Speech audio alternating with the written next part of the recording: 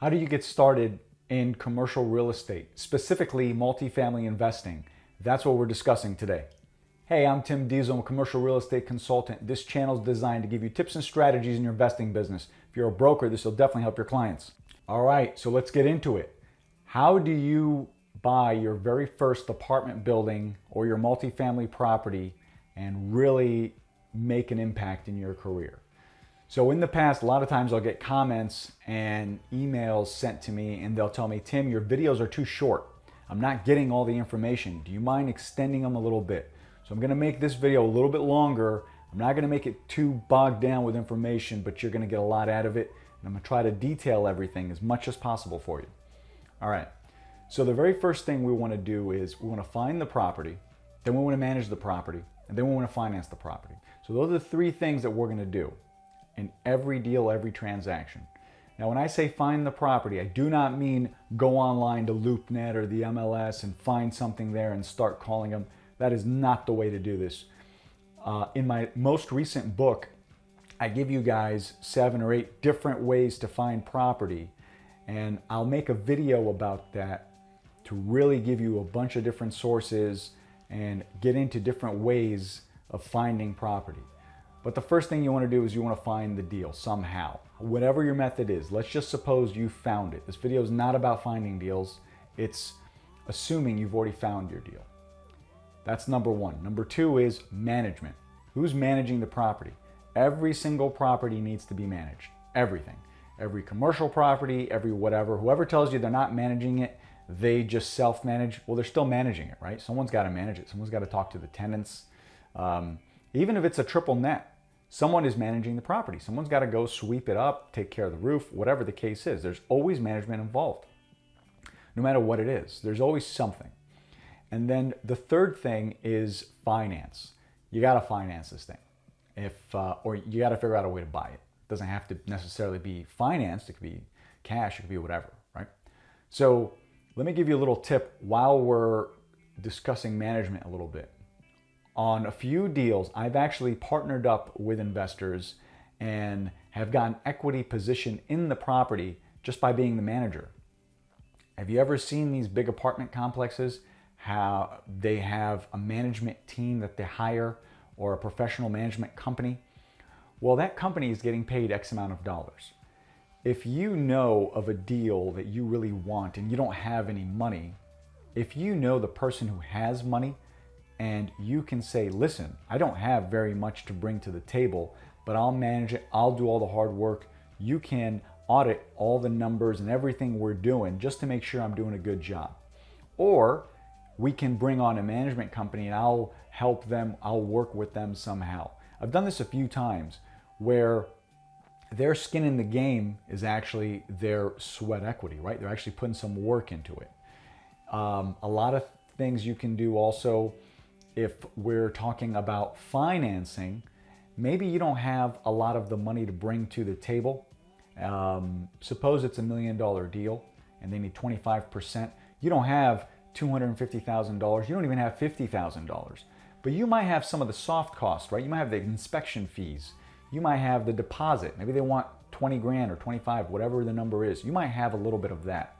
Find ways to get your foot in the door, get into the deal. Remember, the investor looking at these properties, most of the time, they don't mind splitting the deal. That's never been a problem in my case. I very rarely run into somebody who says, I want the whole thing for myself. They don't mind doing that, but you have to give them a reason, or you have to identify yourself as someone with value. What are you doing to bring something to the table? So if you find the deal, you figure out who's managing the deal, then you got to finance the deal. Now, those are some broad strokes. When it comes to financing, I'll tell you right now, there's going to be huge opportunity coming down in pertaining to seller financing, owner financing. Last couple of years hasn't really been too convenient for sellers to do that. Why? Well, because there's a bunch of cash money out there. People are just going to pay for their property, or they can get their own financing. You have these non-recourse deals, syndications. No one's really interested in the person who's requesting seller financing or the seller to participate in the deal. Well, a lot of those programs on the secondary market are gone now. So you're limited to what you can do. A lot of owners of real estate right now, a lot of the tenants, I don't know what the reports are saying, but I'm hearing myself, a lot of the tenants aren't paying. Maybe they know they're going to be evicted and they're thinking, well, why would I pay? I know legally the owner, the landlord cannot evict me at this moment, so I'm just going to stay here, save some cash. Well, that's leading to the whole discussion I had about economic vacancy and physical vacancy. I made a video about that. You really should check it out if you don't know the difference. Well, if you're a landlord and you've got a body in your building and you're not receiving any income, and someone comes along who can solve your problem, all you have to do is act as the bank and finance them.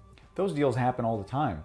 As a matter of fact, I'm actually working on 3 of those right now. And I'm not talking about a master lease.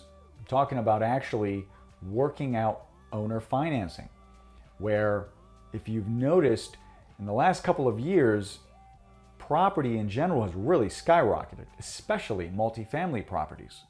Well, if you've got a property you've bought for whatever the number is, $800,000, now it's shot up to $1.62 million, why would you not finance? You're making a lot more. So you're going to help that new buyer finance, maybe work out some terms, maybe every 6 months, you'll give them an extra $25,000, whatever the terms are. Remember, owner financing is how creative you can get. The bank doesn't really care. If you're refinancing the deal or you're doing a second, that's when the bank gets involved. But do not look at these arrangements as cookie cutter. They're whatever you want them to be. Now, once you figured out something that's advantageous for the seller, it makes a lot of sense. And you're going to see a lot of these deals coming down the pipe. And there's going to be a ton of them. And there's very many creative ways to put these together. And what I'll do is I'll make another video for you, how to find deals, a few different creative ways, but there's many of them. And I really don't talk about finding deals online. That's kind of, that's just too saturated. And if you're looking online, odds are somebody else found it and it's not even worth your time. And you really got to get management honed in. The way to really understand this business is management. Once you're managing a property and you're working with tenants and you understand the repairs and who's managing the plumbing or the electrical, whatever the case is, that's when you start to understand this business. And then as far as financing is actually really easy. I know a lot of times we look at the money we don't have and it's very hard to put it together. There are tons of investors out there. There are tons of people with money out there. And there are a lot of deals to be had. Do not limit yourself with that. Really, it's the expertise that I feel is more of the tough part to get your head around. Once you understand everything, it's much easier to find your deals and put them together. So that's really what you want to focus on there. So really, once you start putting a couple of these deals together, you'll realize it's much easier than you think. Another thing to look for is many investors who did 3, 5, 7-year terms. Well, right now, rates are extremely low. They may not be low forever. In the next 3, 4, 5 years, when these terms expire, that's going to be more opportunity. So there's always an opportunity. You just need to figure out which one you're looking for. Right now, I believe the biggest opportunity is going to be tenants not paying their rent. Now, everybody's telling you they are, but they're really not. Depends on the property, right? Are you looking at a Class A property or a Class C property? A big difference going on there. And the easiest way to tell this, because you just can't call the property management company and say, hey, is everybody paying rent? I'm interested in buying this thing. The easiest way to tell this is look for the incentives. Are there incentives going on in this building? Do you see a ton of 1 month free? We're waiving the application fee, whatever the case is. If they're giving a lot of incentives, that means they need to entice you to get into the building. If there's no incentives going on, well, there really is no reason to get you in there because listen, we're already full. We've got a waiting list. We don't need any more people. Start looking at what's going on. Start seeing what's happening here. Now, also keep in mind, this is very important, and not very many people talk about this. Everybody talks about apartments, and there's been a ton of these gurus. They're coming around. Everybody's got a great thing to say. Hey, I love it. Here's what they're really not focusing on. A lot of the retail businesses in the surrounding areas, if their places close down, file bankruptcy, whatever the case is, those tenants live somewhere, right? A lot of these factories, blue-collar workers, they live somewhere, preferably in the apartment building. But if they don't, if you have a ton of vacancy there in the retail space, what's gonna happen to your apartments? I know everybody's looking for jobs, and that's kind of how you start looking for these things. If you don't have any jobs around your building, that's not very good. Now, it doesn't mean your building is just gonna drop in so much value. No, it just means instead of having 98% occupancy, you might go down to 92. So it doesn't sound like a lot, but it does start to add up. It really makes it a little bit tougher. It's much easier to say, hey, listen, we have a Best Buy right down the street. You know, you could live here, it would be very convenient. It's much harder. It doesn't seem like it, but it's a little tougher if there's a ton of retail vacancies and you're trying to lease up your 1-bedroom apartment. That could be very tough.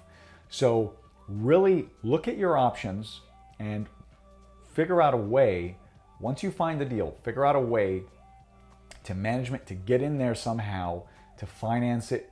I guarantee you there's more owner financing out there. If that isn't the way to do it, there's private financing. There's a ton of different financing ways to do that.